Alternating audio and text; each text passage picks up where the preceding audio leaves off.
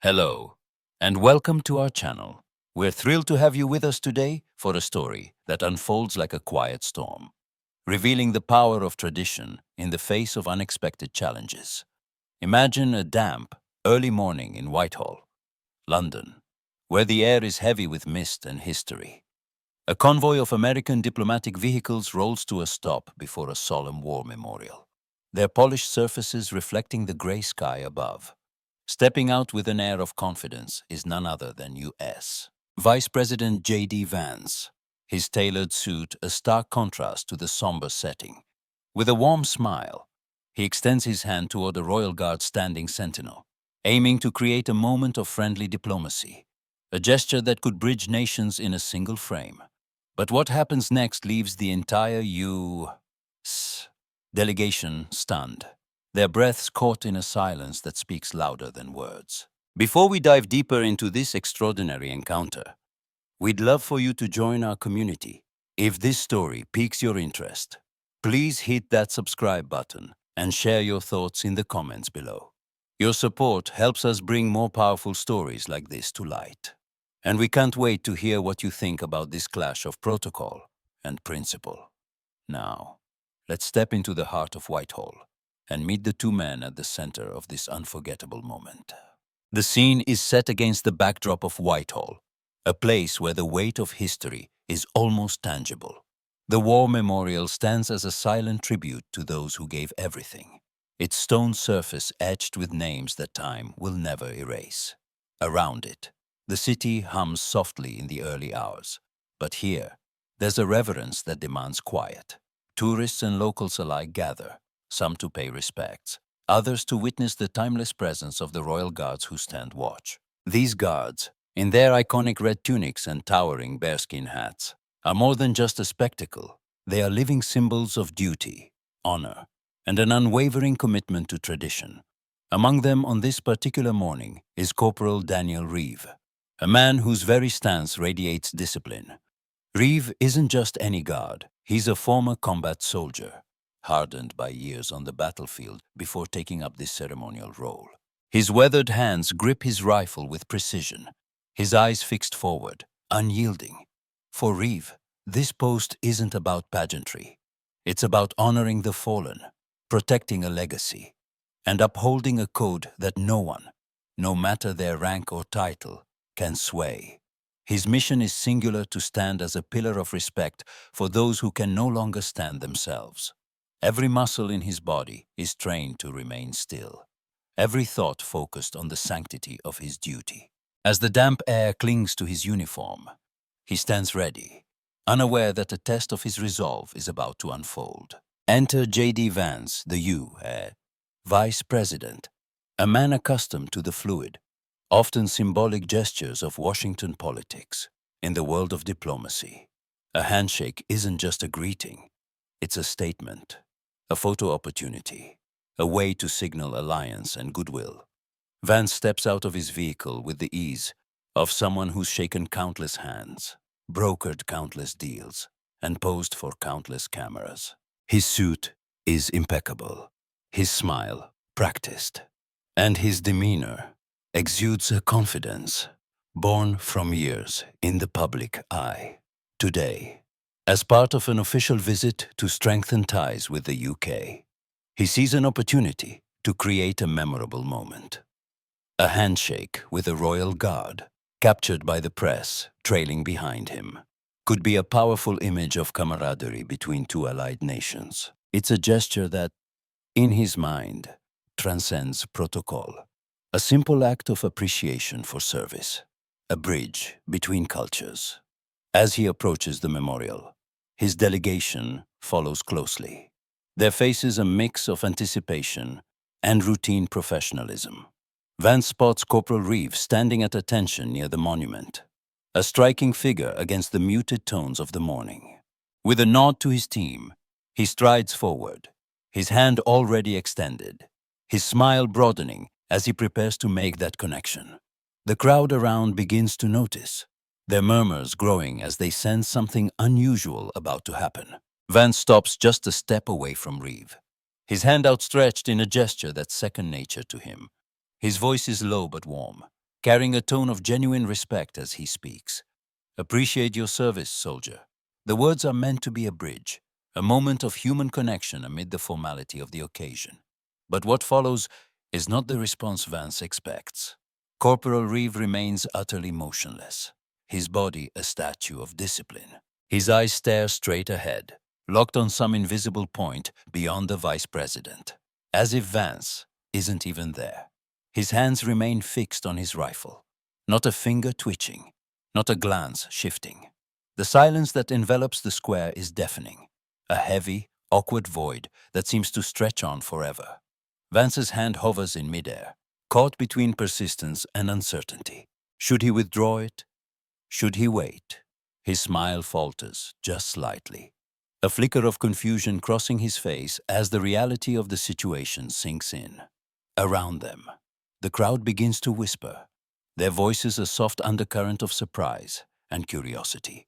Some pull out their phones, eager to capture this unexpected moment, while others exchange puzzled looks, unsure of what they're witnessing.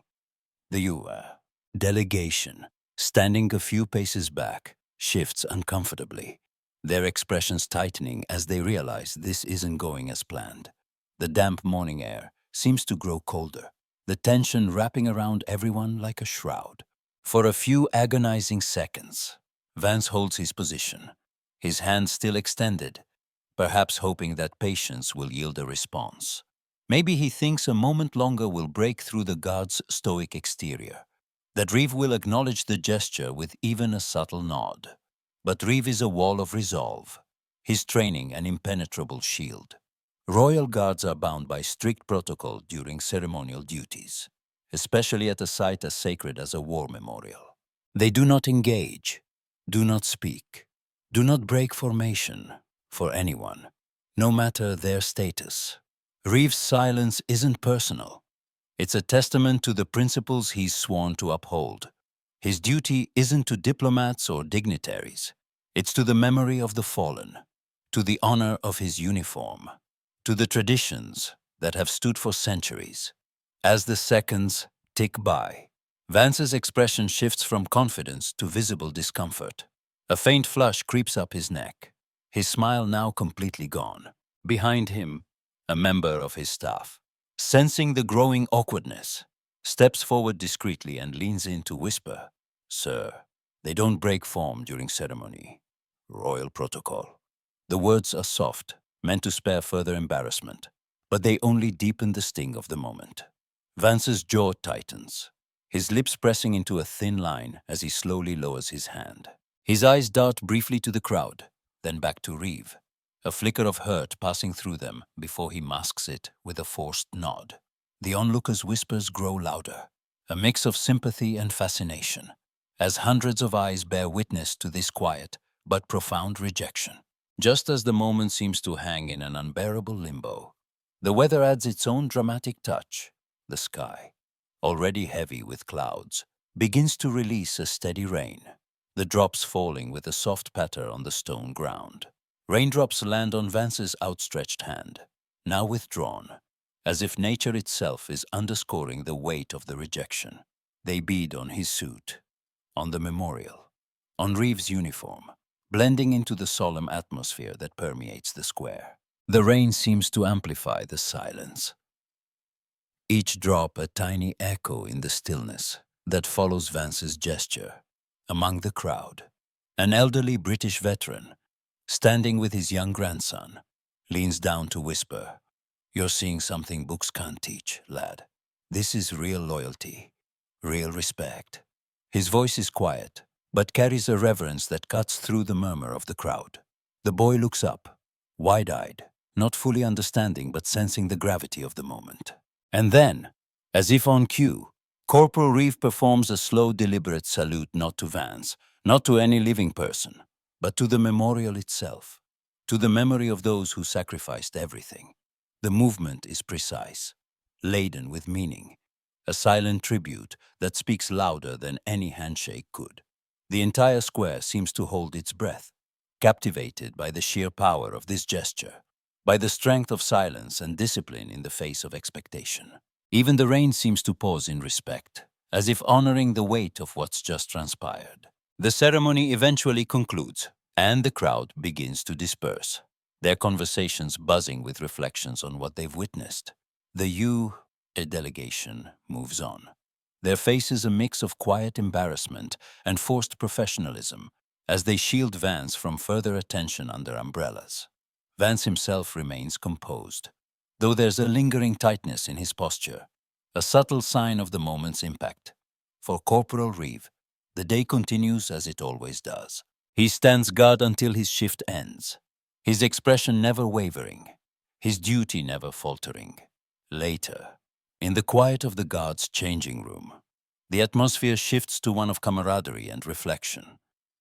As Reeve removes his heavy bearskin hat and begins to unbutton his tunic, his fellow guards gather around, their curiosity piqued by the morning's events.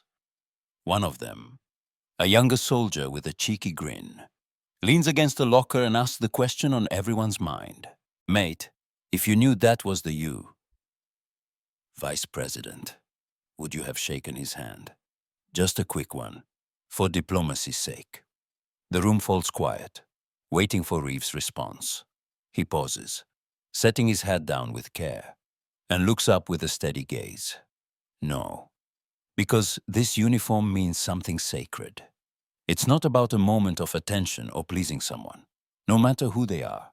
It's about guarding what matters most.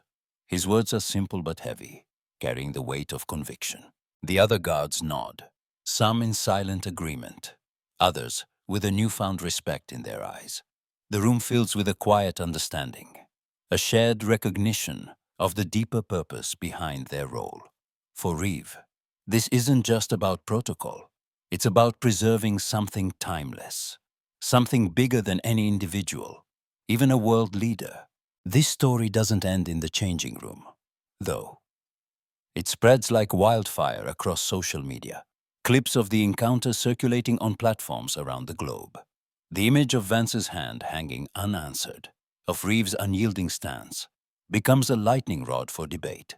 Some praise the guard's discipline, seeing it as a powerful stand for tradition and respect for the fallen. Others question whether a small gesture of acknowledgement could have been made without compromising duty, arguing that diplomacy sometimes demands flexibility. News outlets pick up the story, framing it as everything from a cultural misunderstanding to a poignant lesson in the clash of personal and institutional values. Online forums buzz with opinions, with users dissecting every angle of the incident. Was Vance wrong to extend his hand, unaware of royal protocol? Was Reeves' refusal a necessary act of principle or an unnecessary slight to an ally? The discussion rages on.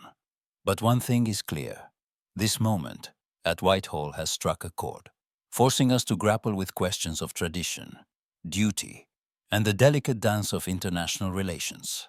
So, we turn to you, our thoughtful viewers. What would you do if faced with a choice between unwavering principle and diplomatic courtesy? Would you stand firm like Reeve, or bend just enough to acknowledge the moment? Like Vance hoped, drop your thoughts in the comments below. We're eager to hear your perspective on this complex encounter. And if you're moved by stories that explore the strength of silence, the power of discipline, and the depth of loyalty, don't forget to subscribe to our channel. Hit that button and turn on notifications so you never miss a video. We're committed to bringing you narratives that challenge and inspire, and your support makes it all possible.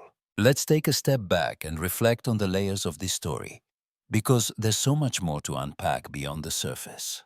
Whitehall, with its war memorial at the heart, isn't just a backdrop, it's a character in its own right. This is a place where the sacrifices of countless souls are etched in stone, where every ceremony, every guard stance is a tribute to those who gave their all. For Corporal Reev, standing guard here isn't a performance for tourists or dignitaries, it's a sacred act, a way to honor the past while protecting its memory in the present. His refusal to shake Vance's hand wasn't a personal rejection. It was a defense of that sanctity, a reminder that some duties transcend the moment, no matter who's watching. For many of us over 45 who've perhaps lived through times of war or known those who served, this might resonate on a profound level. Maybe you visited memorials yourself, felt the weight of names carved into stone, or stood in silence at ceremonies that honor the fallen. Reeves' actions mirror that reverence, that commitment to something greater than self. It's a quiet strength that doesn't seek applause but commands respect nonetheless. Have you ever felt that pull to honor something sacred, even when it meant standing against expectation? We'd love to hear your stories in the comments. Now, let's consider J.D. Vance's perspective, because understanding both sides adds depth to this narrative.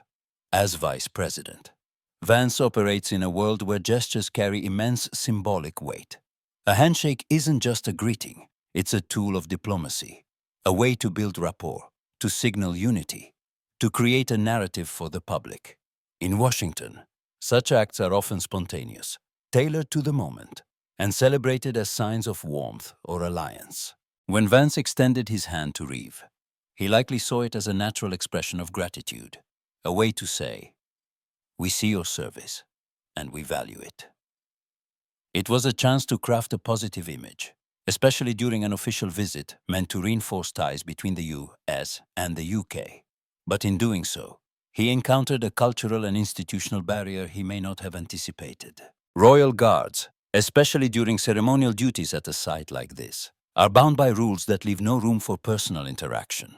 Vance's gesture, well-intentioned as it was, collided with a tradition that prioritizes duty over diplomacy in such contexts. The resulting awkwardness, the hand left hanging, wasn't just a personal embarrassment. It was a public lesson in the limits of assumption. For those of us who've navigated cross-cultural situations or professional settings with rigid protocols, this might recall moments where good intentions clashed with unfamiliar rules. Maybe you've offered a gesture of kindness only to be met with unexpected resistance, or misjudged a situation due to differing norms. How did you recover from it? Share your experiences with us in the comments. We're all learning from these shared stories. Let's also think about the role of the crowd and the delegation, because their reactions shaped the moment as much as the actions of Vance and Reeve.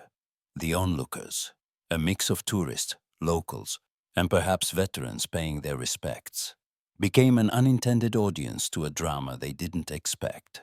Their whispers, their phone cameras, their subtle gasps amplified the tension, turning a private misstep into a public spectacle. In an era where every moment can be recorded and shared globally, their presence added pressure to both men. For Vance, the weight of those eyes likely deepened the sting of rejection, knowing that this image would circulate far beyond Whitehall. For Reeve, the crowd might have been a silent reminder of why he couldn't break every tourist. Every child watching was a witness to the tradition he upholds. The U.S. delegation, meanwhile, faced their own discomfort, caught between supporting their leader and respecting the protocol they'd inadvertently breached. The quiet whisper from Vance's aide, the subtle shift in their postures, spoke to a shared embarrassment, a wish to move past the moment as quickly as possible. For us, especially those who've been in situations where a small error became a public event, this might bring to mind the vulnerability of being watched. How do we act when we know our missteps could be broadcast to the world? It's a modern challenge. And we're curious to hear your thoughts on navigating it. Comment below with your insights. Let's linger on the rain for a moment, because its arrival added a poetic layer to the scene. As the drops began to fall, landing on Vance's withdrawn hand, on Reeve's unmoving form, on the memorial itself, they seemed to mirror the emotional undercurrent of the moment. Rain often symbolizes cleansing or renewal, but here it felt more like a quiet commentary on the weight of rejection, on the solemnity of the setting. It blurred the lines between the personal and the profound, as if nature itself was acknowledging the clash of human intention against unyielding duty. Coupled with the veteran's whisper to his grandson about witnessing true loyalty, the rain framed Reeve's salute to the memorial as a moment of transcendent meaning. That salute, slow and deliberate, wasn't for Vance or the crowd. It was for the fallen, a gesture that cut through the awkwardness and refocused everyone on why they were there. For many of us who've attended ceremonies or stood in the rain at gravesides, this image might evoke a visceral memory of respect, of moments where the elements themselves seem to honor the past. Reev's action, amplified by the rain, reminds us that some duties are untouched by personal or political agendas. Have you experienced a moment where nature seemed to underscore a profound event? We'd love to hear about it in the comments. Now, let's explore the aftermath and the broader conversation this incident sparked. Because its impact didn't end when the rain stopped. As news of the encounter spread online, it became a canvas for diverse opinions. Some saw Reev's refusal as a powerful stand for tradition, a necessary reminder that not everything bends to political convenience. They argued that shaking hands, even with a vice president, would have diminished the sanctity of the memorial and the guard's role. Others felt Vance deserved at least a subtle acknowledgement, suggesting that a balance could have been struck between protocol and courtesy, especially given the diplomatic context. They questioned whether such rigid adherence to rules risks alienating allies over minor gestures. Still others framed it as a cultural misunderstanding, pointing out that Vance may not have been fully briefed on Royal Guard protocol, and that his intent was to honor, not disrupt. This debate reflects larger questions about how we navigate tradition in a globalized world, where interactions often cross cultural and institutional lines. For our audience over 45 who've likely seen societal norms shift over decades, this might echo debates you've witnessed or participated in. How do we honor the past while adapting to the present? When does principle outweigh pragmatism? These aren't easy questions, and we'd love to hear where you stand. Comment below with your take on this nuanced issue. Let's imagine for a moment what might have happened if this encounter had unfolded differently. What if Reeve had broken protocol, even slightly, to acknowledge Vance's gesture with a nod or a brief glance? It's unlikely given the guard's training, but let's consider the possibility. Such a response might have softened the moment, turning an awkward rejection into a subtle exchange of respect. The headlines might have read, U.S. Vice President shares moment with Royal Guard, framing it as a positive interaction. But at what cost? For Reeve, even a small deviation could have undermined the very duty he's sworn to uphold, setting a precedent that personal gestures can override ceremonial sanctity. Within his unit, it might have been seen as a lapse, a moment of weakness in the face of pressure. And for future guards, it could blur the lines of protocol, making their role less about unwavering honor and more about situational judgment. This hypothetical reminds us how fragile such moments are, how a single choice can shift the narrative entirely. It also highlights the depth of training that guards like Reeve undergo, a preparation so ingrained that it holds even under the gaze of a world leader. For those of us who've faced high-stakes decisions where bending the rules seemed easier than standing firm, this might resonate. Maybe it was a workplace dilemma or a personal stand where you had to choose integrity over convenience. What guided your choice? Share your reflections with us in the comments. Let's also think about Vance's recovery from this moment, because his response in the aftermath matters too. As the delegation moved on, shielded by umbrellas and a wall of staff, Vance maintained a composed exterior, though the tightness in his posture hinted at the sting of the encounter. Public figures like him are trained to brush off embarrassment, to pivot to the next handshake, the next photo op. But behind closed doors, one wonders if this moment lingered, if it became a quiet lesson in the limits of assumption. Perhaps it prompted a deeper briefing on cultural protocols, a resolve to approach such interactions with more caution. Or maybe it fueled a private frustration, a sense of being slighted on an international stage. Either way, it's a reminder that even the most powerful among us face moments of vulnerability, moments where intent doesn't align with outcome.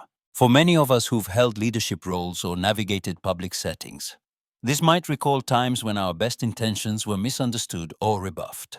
How do we learn from such experiences without losing the courage to reach out again? It's a balance. And we're curious to hear how you've struck it. Comment below with your insights. Let's circle back to Reeve's words in the changing room, because they encapsulate the heart of this story. When asked if he'd have shaken Vance's hand knowing his title, his response was unflinching, no, because this uniform means something sacred. It's a statement of purpose, a declaration that duty isn't negotiable, no matter the stakes. For Reev, the uniform isn't just fabric, it's a mantle of responsibility, a connection to history, to sacrifice, to values that endure beyond the fleeting demands of the moment. His refusal wasn't about Vance. It was about preserving something timeless, something that countless others have died to protect. For our audience, especially those who've worn uniforms of service or carried roles of deep responsibility, this might strike a powerful chord. Maybe you've stood for something sacred in your own life, whether it's a family tradition,